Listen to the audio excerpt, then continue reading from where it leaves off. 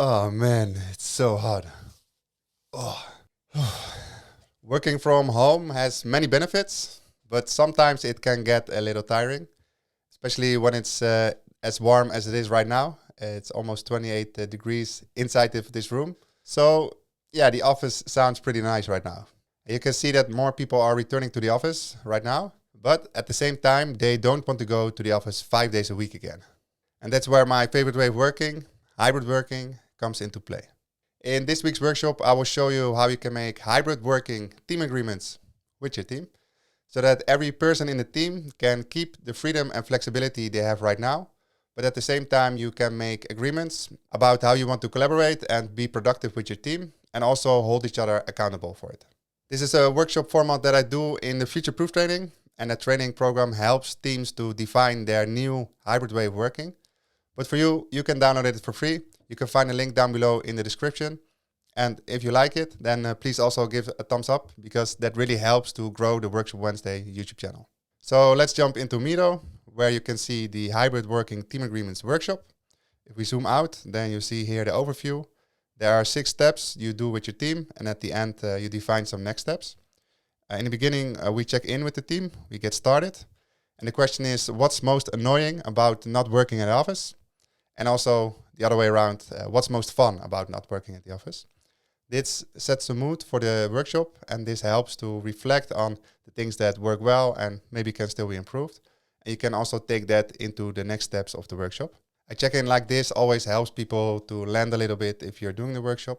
But the fun thing about doing workshops like this is that you can also make it async. So instead of asking people at the beginning of a workshop to fill this in, this could also be the preparation before the workshop, because then they have some more time to think about it and also get into the mood more. And then when you're going into the actual workshop, into the real-time meeting with each other, they need less time in a meeting to achieve better outcomes. So that's the beginning of the workshop. And now let's fast forward to the end, where we're going to define next steps. Every good team agreement has next steps, where you agree with each other what experiments you want to try out. So in this case, what 3 things will you try out in the next 2 weeks? Just write the things down over here, and then in 2 weeks from now, you can review them and you can see if you're actually made the progress that you hope to make. Also write down the review date over here so that it's super clear and people cannot forget it. And during the workshop, you might discover new topics that you don't have the time to talk about in the meeting time that you have. So you can write it down over here just for the next time that you want to review your team agreements, or maybe in between you want to make some progress on these topics already. Oh yeah, I forgot to mention, down below in every corner you can see the time box for that activity. So in this case you need 2 to 5 minutes for filling this out. And that's because during the workshop you already described the things, so this is just a place where you capture and where you reflect on the things you agreed on before. So let's get back to the beginning, and we started with step 1 already. It's also a 2 to 5 minute time box. And then remote or office, that's step 2 in the workshop. And here you want an overview of every teammate's preference when it comes to working at the office or working remote. You can fill in here per team member what their preferences are. So in this case, this person wants to work only on Tuesdays at the office, and the second team member wants to work at Thursdays or Fridays at the office. And now you might be thinking, well, isn't this going to give a lot of trouble if people are at the office and other people are not? But we will get to that in the next steps of the workshop. So it's okay if you don't have overlapping days at the office with some of your teammates. But if you do really as a team want to have the same day at the office, then this can be a great moment to discuss that and to see where everyone's preferences are and to come up with a day that everyone is at the same place. Now, why it doesn't really matter if you're at the office or remote is because you want to work async first. And async first is something that I described in a previous video already. And the promise there is that now the office is not the default anymore. Real-time meetings have become even more disruptive. And async collaboration is the answer to that. Async enables you to collaborate and make decisions outside of meetings by replacing it with text, video, and audio. This way you keep your freedom and flexibility while still being productive with your team. So you can ask the members of the workshop to watch this video before the actual workshop. This will also save some time, so send that as preparation. And then in the workshop, or maybe already beforehand, they can generate some ideas on what can you stop doing real time. So if you have a lot of meetings, what parts of that meeting can you stop doing real time, or maybe the whole meeting. And if you want to stop that, then you're also going to figure out ways how to start doing that asynchronously. So what can you do asynchronously? How can you make use of text, audio, and video to start replacing those meetings? And then the last thing is, maybe you're already doing some things really well. What can you continue doing async? This will help you get an overview of the team's preferences and also see where the bottlenecks are right now. And now you can decide on experiments that you want to do to tackle these problems. After this exercise, you have a great idea of what people want to do real time and what they want to do async. And if they want to move from real time to async, then you can define an experiment in the last step of the workshop where you're actually going to try out to move one meeting or part of one meeting to an asynchronous way of working. And then step 4 is about communication and collaboration. We're going to talk about core hours, urgency, and availability. Core hours. What hours of the day do you expect from each other to be available to collaborate with each other? And collaboration can be done both real-time or asynchronous. And I would suggest 2 to 3 hours where you agree with each other that everyone is always available during the day, because this makes it easier to wait for someone. If you have something to ask from them, you can wait because you know at 1 o'clock they will be available, instead of disrupting their day and maybe disrupting them at the moment they're with their kids or they're doing some deep work. So make the core hours green for your team.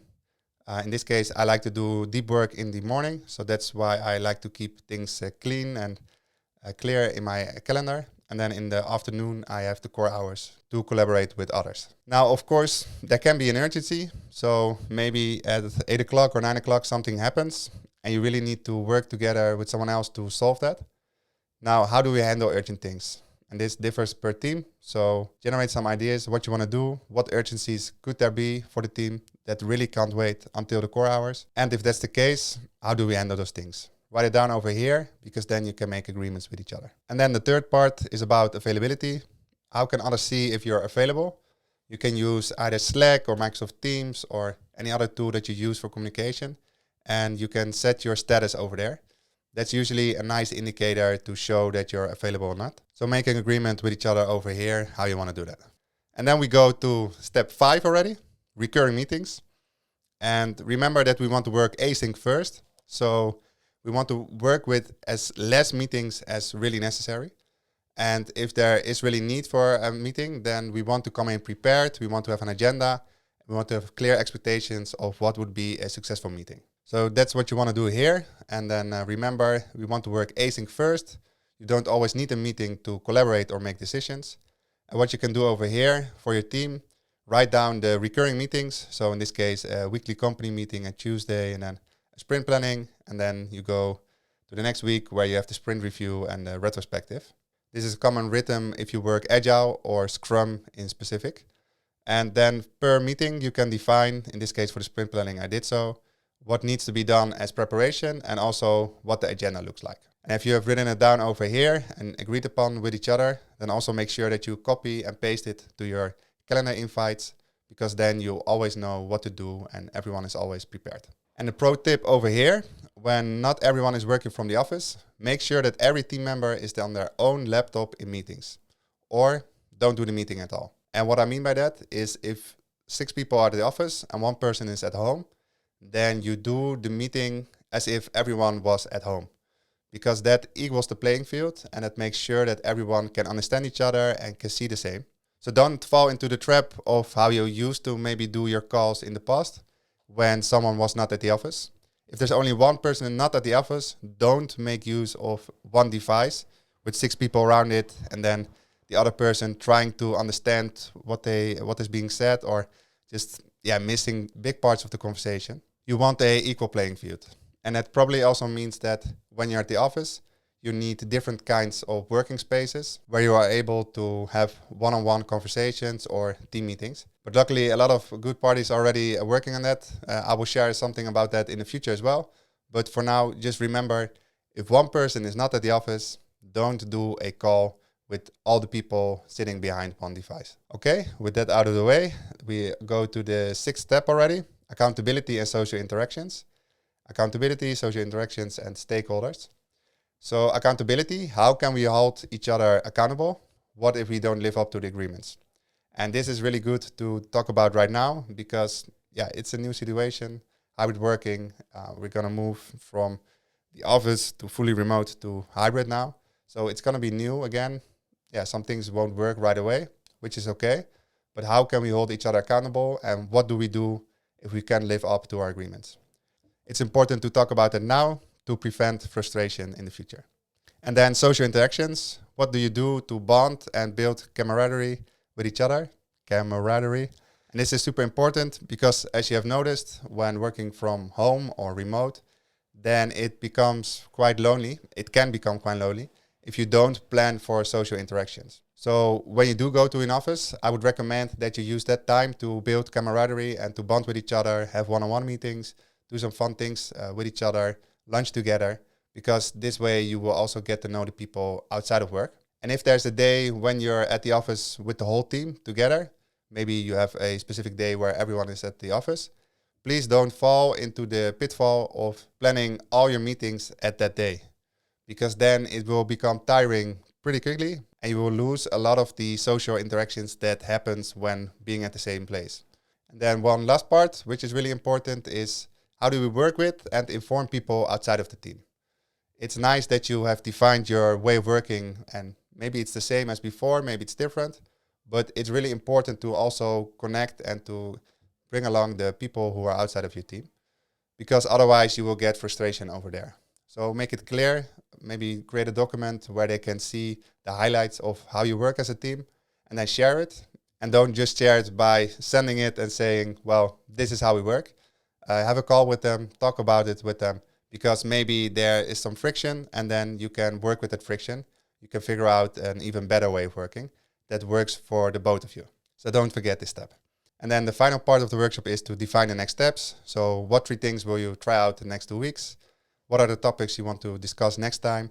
And when is actually going to be next time? And there you have it. In a pretty decent amount of time, you have agreements with your team about how you want to work hybrid. Of course, not everything will go smooth right away, which is perfectly fine.